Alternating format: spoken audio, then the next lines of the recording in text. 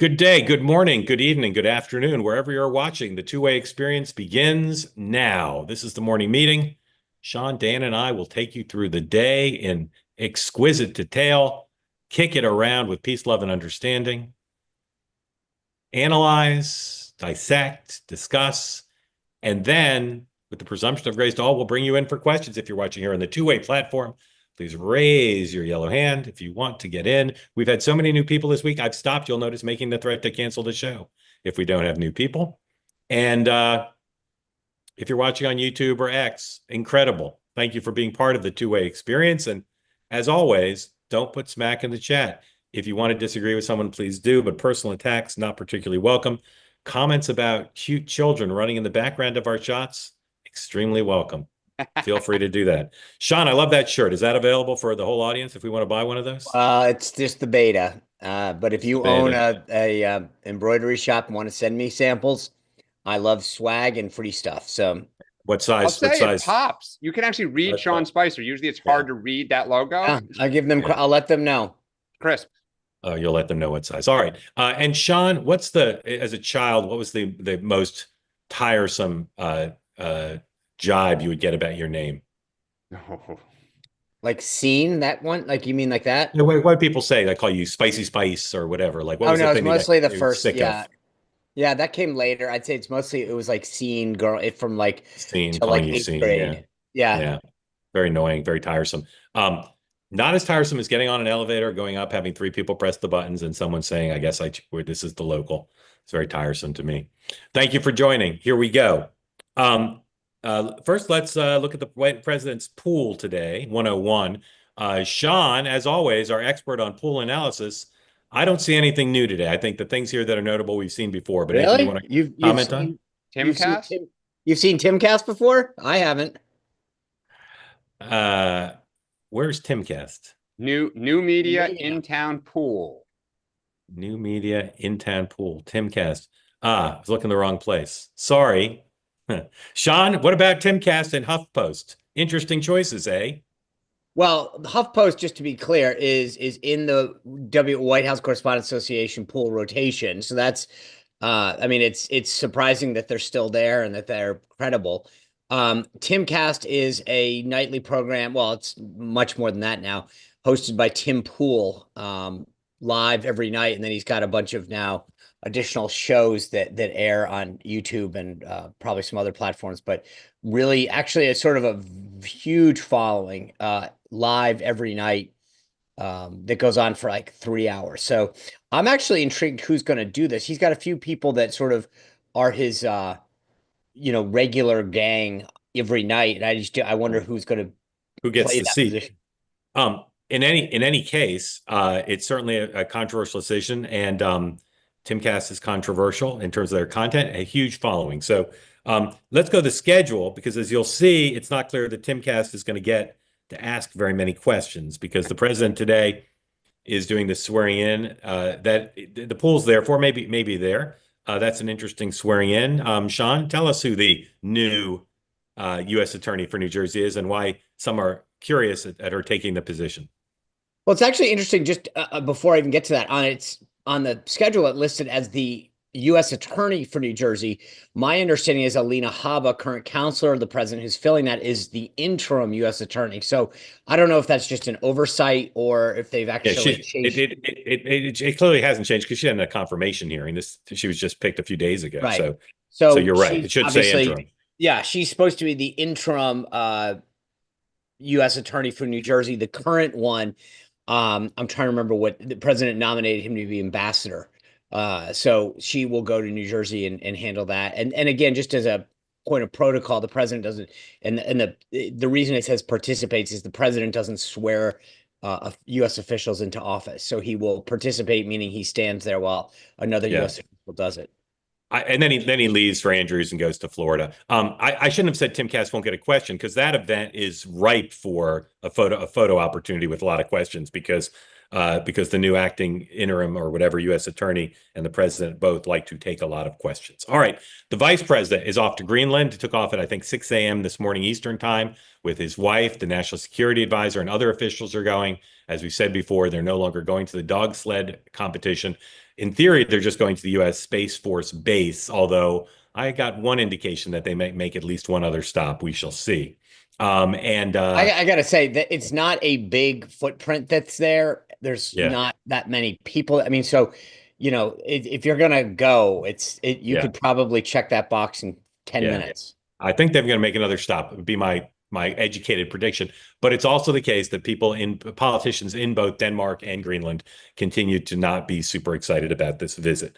The defense secretary continues his trip in Asia today, and Congress is gone, but there's a lot going on with them. So with that, let's talk about Elise Stefanik. Her nomination withdrawn last night. Clearly, even if you don't think Republicans could lose that very red district, Kathy Hochul with capacity to set the date for the special meant they might be down a seat. Not that they would necessarily lose it, but they wouldn't have the seat. There continues to be concern about at least one and perhaps both of the races for specials in Florida next week, the Gates seat and the Waltz seat. So, Sean, is this a Karl Rove induced panic? Is it a Tony Fabrizio induced panic? What is causing the president to suddenly be very concerned about going down an additional House Republican seat? Well, I mean, the math is obviously concerning. I mean, that's the bottom line. And the question is, to your point, the math of the House margin on the House, whether or not the House will maintain a majority. It's not just about one seat. You got to plan ahead. I mean, one seat, somebody could get sick, family issues. There's all sorts of obvious things that happen, or potential things, I should say. I don't want to hope any of that happens to anybody, but I think that there's a real concern, and two things. One is, Kathy Hochul made it very clear she's going to slow walk this. Two, I think that the president at some point recognized, hey, I can get somebody else, and I need somebody at the UN, and I don't know how long I can wait. And it's not, I mean, I'm friends with Elise. I think she's a very smart woman, but I also think that it's not like that's a position that she's perfectly tailored for. There's obviously other options, and she could serve again, after the majority gets back up. But to your point, I think the bigger concern right now is that 6th district, where Senator Randy Fine is the Republican nominee for the seat formerly held by Mike Waltz. This is very concerning. I mean, he is not a good candidate. He is not raising money, and conversely, the left is fired up financially. And so I think that there's a concern that if this were to happen and then you would have to pull her after the fact, it would show panic. So I think they're trying to get ahead of it. But it's not a good sign, because you could have waited and see how things turned out. So it's a little, to be honest with you, it's still a little mystifying to me, because I'm not sure why you wouldn't have waited. In a general election, just to be clear, those 2 seats are fine. In a special election where turnout is key and you can juice your folks, it's a very different dynamic. But if a Dem were to pull off a win, it's an 18-month win, and it's just a black eye. Dan. Yeah, I think it's a little more than that. I think Sean's right. It's about the margin in the House. It's about the optics and the, kind of worry about what's happening down in Florida. Look, I think there's another thing, which is the game is about to shift to Congress here with this reconciliation package. And it's really going to be kind of the spring and, potentially into the summer. We've talked about before the August recess. What will start to make Republicans nervous is if, let's say, they lose Florida, or even the Republican wins by like 2 points. And then you have a New York district. I actually think Hochul could potentially move that up to make it sooner. If it's a plus 20 or 25 Republican district and you lose it, or again, you only win by 1 or 2, what you get are all these people in districts that are like 10 to 15 plus R, who start to say, if 20, 25, and 30 is a margin of error, I am in trouble. Do I want to go along with this? Do I want to start slow walking this? This is what happened to Democrats in 2009 as they went into the healthcare bill, right? And so I think there's the psychology of like Democrats get off the mat, Republicans start to ask some hard questions. Well, if you Not only lose that sixth district in Florida to Dan's, I mean, I think this is what Dan's saying, but I'd be very concerned Yep. about getting down. I mean, if then you go into a Dem seat, I mean, that seat where a lot's really on the line, Yeah. and so you at least lock Elise in. You know she's going to win, and win big. But I mean, honestly, I feel bad for her because she gave up a House leadership seat. Her staff, for obvious reasons, said, "Okay, we're going to go find another job." So it's definitely a huge letdown personally. Yeah, I have some indications that not only is it a letdown for her, but she resisted. She did not want to give up the UN slot, having, as Sean you just said, moved towards changing things. Can I make one more point, Mark? I will Yeah. say the other tell for me is when and who they announce to fill this. So in other words, if they announce this afternoon that the new replacement is Bob Smith or something, whatever, that says to me that they had a bigger plan in mind, right? That maybe there was a sort of, they were like ready to bring in the lefty. Yeah. And so when and how and who, to me, is going to be a big tell. How soon Yeah. do they announce, and who is it? Is it some friend of the president where they say, "Oh, this was going to be Yeah. easy, just announce my buddy"? There's some people around the president who don't think they should fill the job, by the way. So I'm not sure they'll announce anybody anytime soon. Look, if they lose next week, and just based on what we've already seen, this makes candidate recruitment for 26 much easier for Democrats. Yep. Much easier to raise money, to bring in the best possible candidates for the competitive seats. And I will tell you, the mood music amongst Republicans about the need to withdraw Stefanik and what's going on in Florida, the mood music is very dark, very concerned. Not that they're going to lose them, but very concerned. Now, I will say this. I have said many times, Congress does not act until it absolutely has to, and sometimes not even then. We've talked about the forcing mechanism for reconciliation. We've talked about the August recess. We've talked about the need to raise the debt ceiling if they included the debt ceiling in the reconciliation. We've talked about the expiration of the Trump tax cuts. We've talked about Christmas.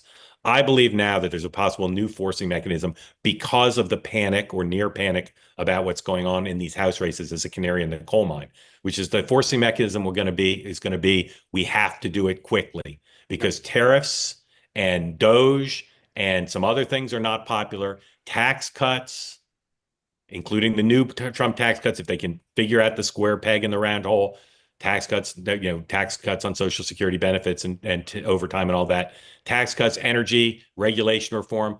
Then maybe they just say to folks, guys, we got to get this down and done now. We all agreed this is our agenda. We all want it done. They'll make up a date and they'll get it done. And that could end up being a big silver lining for them, assuming they can execute on it to get that done sooner. And that, of course, allows the president to try to roll into some new type of big project with reconciliation passed, if that happens. Dan, what do you think of my theory? Oh, I think it's absolutely spot on because look, you have consumer confidence is starting to decline. And what you are getting potentially is if consumers get anxious and nervous, and what do we see in poll after poll? Frustration that there isn't more focus about the economy, right? The last couple of weeks, we rarely talk about, Trump rarely talks about the economy. It's been Ukraine and Doge and, the signal stuff. And like, he got elected because people said he had a good first term on the economy. I want that again. That was the driving thing that Harris could just never, or Biden, penetrate. And if that doesn't get done till the fall, it just can start to spiral. Whereas if they can put the points on the board, they can go to the electorate and say, we passed this, give it time. Those are the things we did for you for the economy. And, I think people will give them a break. That's the Ron Sean. Johnson argument he made. Yep. We played that clip the other day. Ron Johnson's basically saying, get the points on the board, get the easy stuff done, stop delaying this, get some relief, get the agenda moving, get people to realize, hey, we got positive stuff happening. Don't slow walk this. I'm becoming more of a fan of this. I think you're right. The tariffs. Look, I applaud the president for his efforts on trying to bring investment back to America and manufacturing. It's great, but it's not going to be a good show. I mean, I think there's going to be a couple weeks, a month, or whatever, where it's not helpful. It's not good, and they need something to point to. I think this might be an interesting game changer. Yeah. All right. Quick responses on this one, if you would. Judges, we've seen more adverse rulings. very few things have gone to the Court of Appeals yet, and almost nothing to the Supreme Court. But Sean, how big is a problem for the administration, these adverse rulings, not just in the short term, but if as many now predict, not partisans, but others, that this is going to end up with a lot of negative rulings on DOGE and on immigration and on other issues that are important to the president? I think the district court level is a problem. I think many of the folks that I talk to believe that a lot of the stuff will get, whether it's the appeals court or the Supreme Court, ruled in the president's favor. The question is, I think it's very frustrating. Again, this gets back to points on the board. If you're doing stuff, and it's like pause, pause, pause. So it's not good for political momentum right now. That's why I think you're hearing a lot of talk at least out of Speaker Johnson about narrowing the, district court rulings should focus on districts, not necessarily nationwide, and what we can do to deal with that. But it's not helpful. It's just when, it's like throwing stuff on the train track. It makes the train go a lot slower. Dan. Yeah, and I think it feeds the Democratic narrative that they're out of control, that this is reckless. And so I think the more the judges speak up, and by the way, that is our system of government. They are a co-equal branch. A lot of Democratic presidents have, mashed their hands over court rulings. So this is not a partisan thing, but it does feed the narrative that Democrats want to take to the electorate. All right. 108, please. Here's some good news for the administration on the economy, which remains decidedly mixed, both in the data and in the polling. Core inflation, hotter than expected. Is that good news for Trump? I don't think that is. No. Bad news for Trump. All right, let me change it up. Leave that up there. Leave that up there. I thought it was good news for Trump. I'm going to do my John McLaughlin imitation. Item: core inflation in February hits 2.8, hotter than expected.